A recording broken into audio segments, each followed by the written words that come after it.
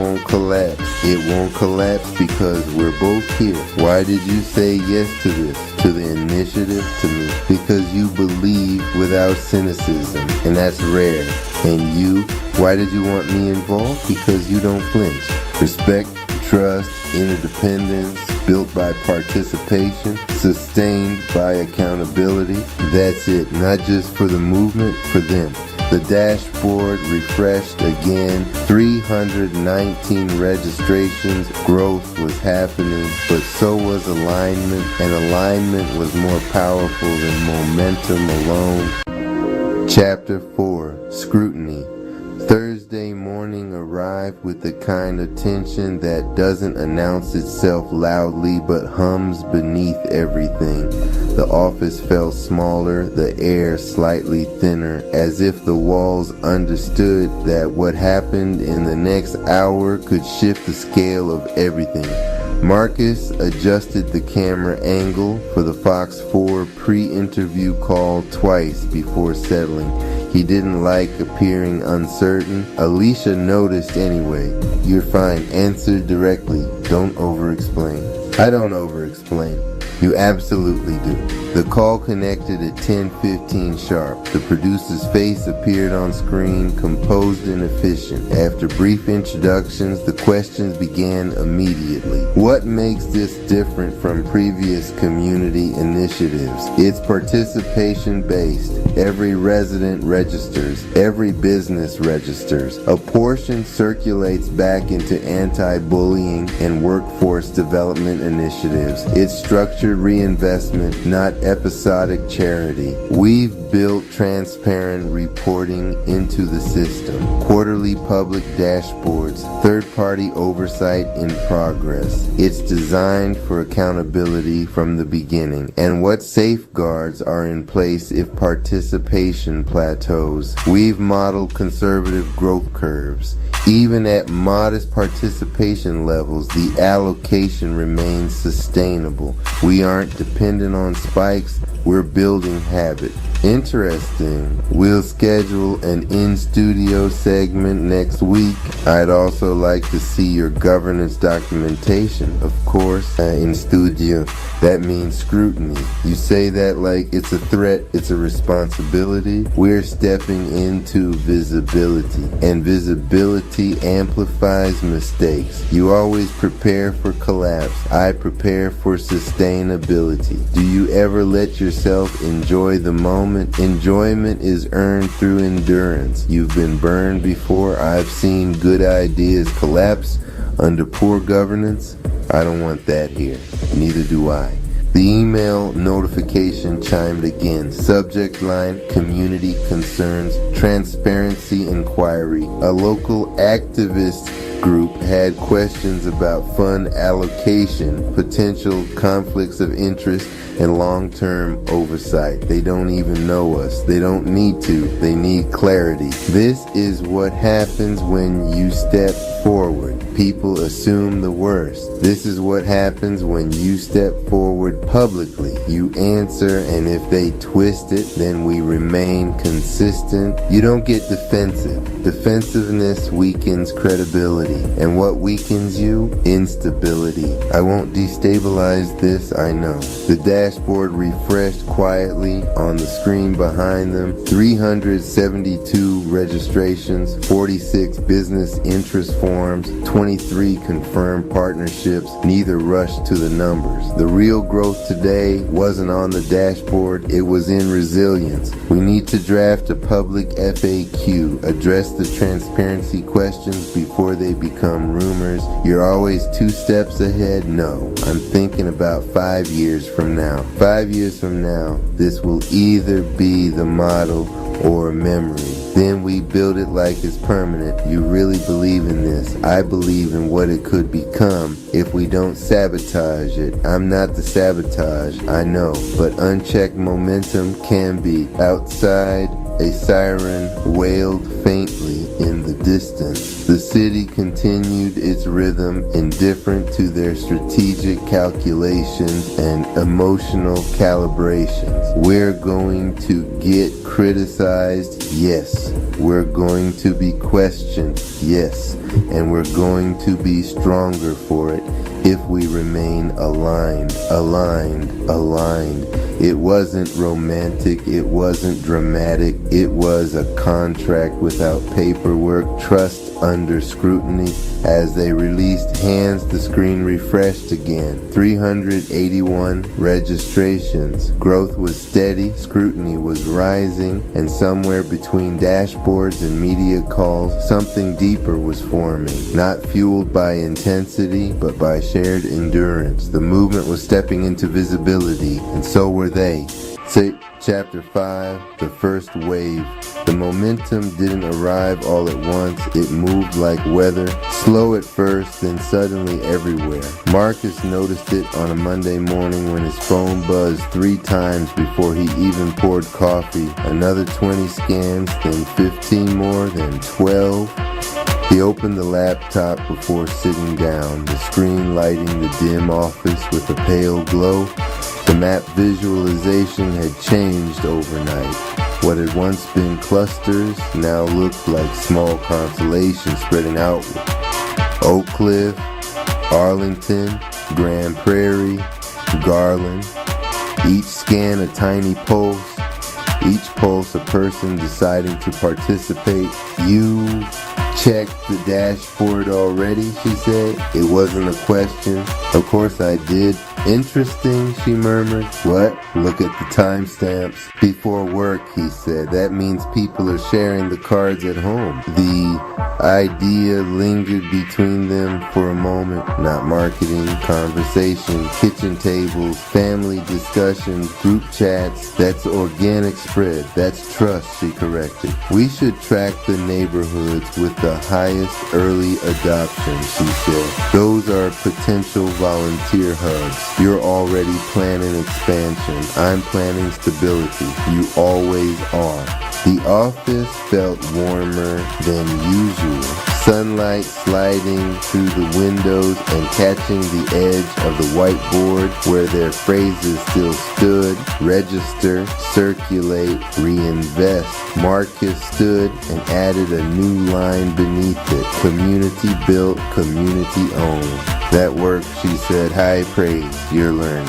You know something? What? You're starting to sound optimistic. I'm starting to see patterns. Patterns mean it's working. Patterns mean it's repeatable.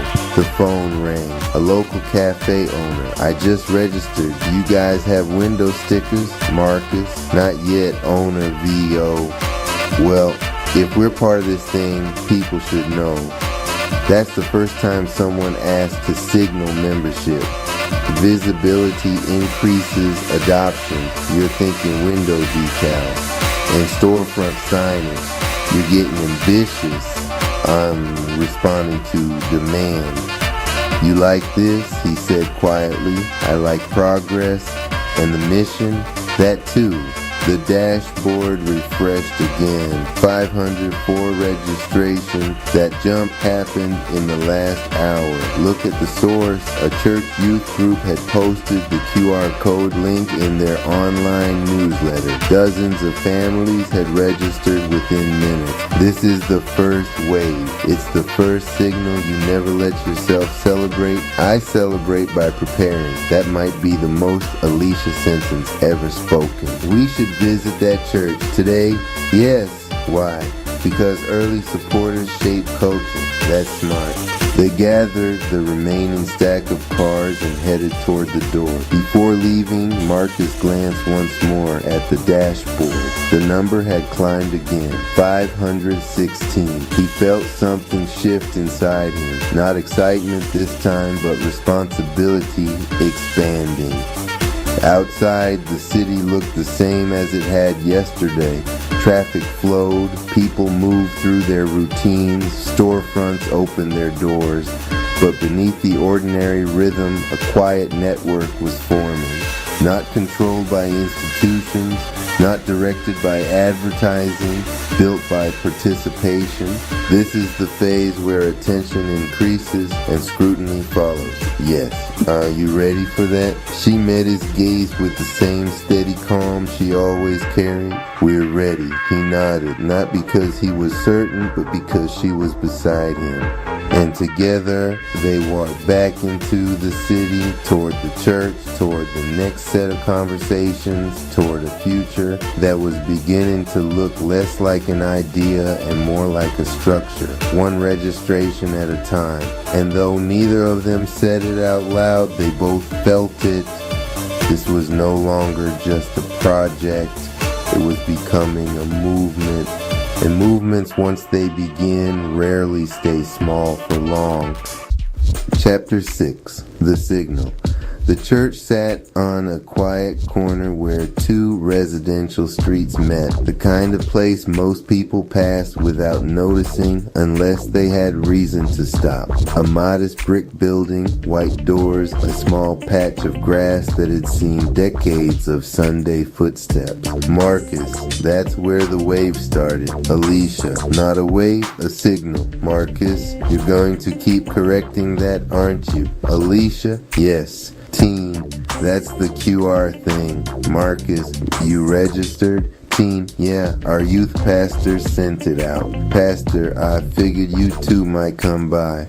Marcus, why's that? Pastor, because the link got shared faster than I expected. Pastor, we put them out Sunday morning. Parents asked questions. Most of them liked the anti-bullying initiative part. Alicia, that's where 20% of the circulation fund goes. We're building mentorship and support programs. Pastor, people respond when they see the structure behind the intention. Narrator, Marcus glanced at Alicia. Structure, her word again. Narrator, they spent nearly an hour there answering questions, explaining the participation model, and listening to concerns. A few parents asked about privacy. A business owner asked about reporting transparency. Alicia answered each one with careful clarity. Narrator, Marcus noticed something interesting. When she spoke, people leaned closer, not because she was louder, because she was precise.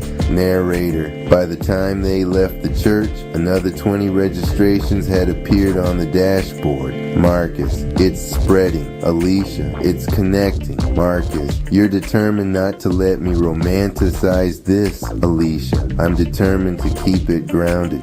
Marcus, you know what's strange. Alicia, what? Marcus, this doesn't feel like marketing. Alicia, it isn't. Marcus, it feels like something else. Alicia, community architecture. Narrator, when they returned to the office, a small envelope sat beneath the door. Marcus picked it up. No return address. Narrator, inside was a handwritten note. Saw the cards at the cafe. Registered my family. My son has been bullied for years. Thank you for trying something different. Sozikatsinti Samsi Ingasi Azarati Inamrarnisi Anasi I had a thirst. Marcus read it twice before setting it on the desk. Neither of them spoke immediately. The room felt quieter than before.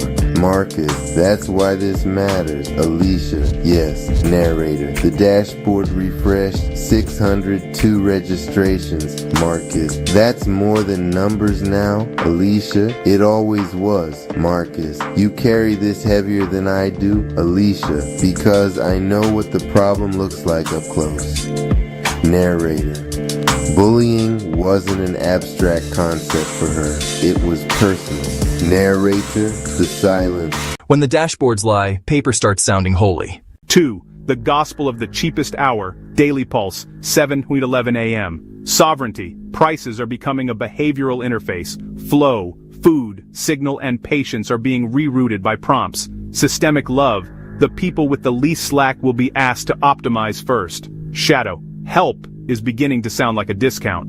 Archivist, ask what gets renamed convenience when it is really compliance. The alert arrived while the train was slowing into West Fulton, just as the car gave one long metallic groan, and everybody in it adjusted their balance by instinct. Best savings window for groceries.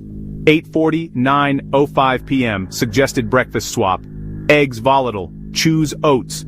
The blue notification sat in my hand with the bright patience of something that assumed it was welcome. I looked at it for 1 second longer than the sentence deserved, then I locked the screen and kept holding the phone anyway, as if the insult might still be warm. That was what these prompts were, finally.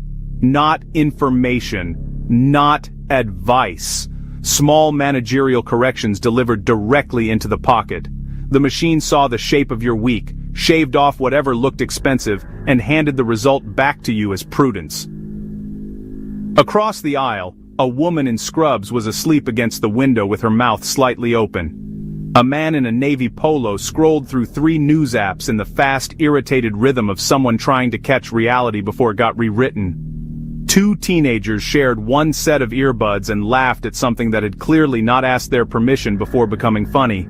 Outside, the city slid by in early light, loading docks, church steps, a mural half hidden behind scaffolding, the long blank wall of a warehouse catching sun like a bruise. The train speaker crackled. Expect minor delays due to heat-related signal adjustments. It was March. Nobody reacted. That was the part I was having trouble getting used to. Not the absurdity itself, but the speed with which people learn to absorb it as routine. Wrong season heat, grocery timing, hydration savings windows, air quality advisories delivered in the tone of lifestyle and convenience. The city had developed a customer service dialect polished enough to describe almost anything without ever sounding ashamed. The train crossed the river and the rails beneath us gave a low harmonic shudder, a bass note, brief enough to deny if you wanted to, and old enough to feel personal if you didn't.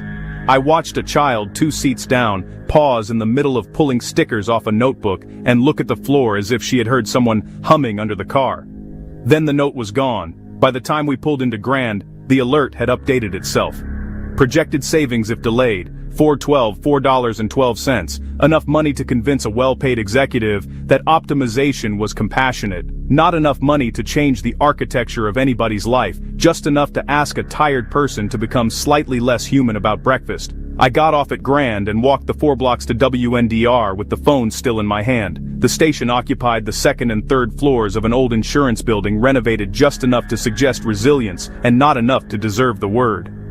The lobby always smelled faintly of burnt dust and old refrigerant, as if a machine in the walls had been overachieving on a fixed budget since 1998.